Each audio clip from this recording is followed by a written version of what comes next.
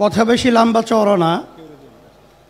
বর্তমান সরকার কোনো বাংলাদেশের জনগণের ভোটে নির্বাচিত সরকার নয়।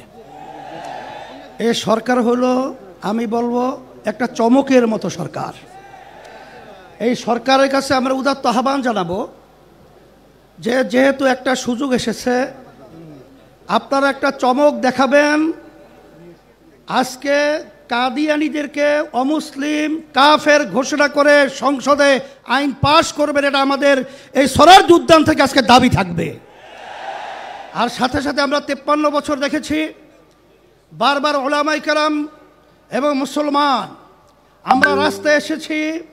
বহু দেশের মধ্যে কাদিয়ানীদেরকে অমুসলিম ঘোষণা করা সরকারিভাবে রাষ্ট্রীয়ভাবে হয়েছে, কিন্তু আমরা তাদের থেকে বারবার আসার পরেও তাদের থেকে অমুসলিম ঘোষণা আমরা পাই নাই। আমরা দুঃখিত। এর জন্য আমি সকলকে উদাত্ত আহ্বান জানাবো, 5ই আগস্টের পরে বাংলাদেশের ভিতরে ইসলামের উত্থানের একটা সুযোগ এসেছে।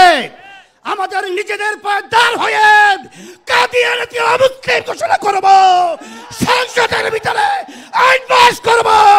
কাদিয়ানী কাফের অমুসলিম ঘোষণা করলাম এবং আমরা আইন পাস করবো ইনশাআল্লাহ। সকলকে আহ্বান জানিয়ে আপনাদের সকলকে সুস্বাস্থ্য কামনা করে শেষ করছি। আলহামদুলিল্লাহ।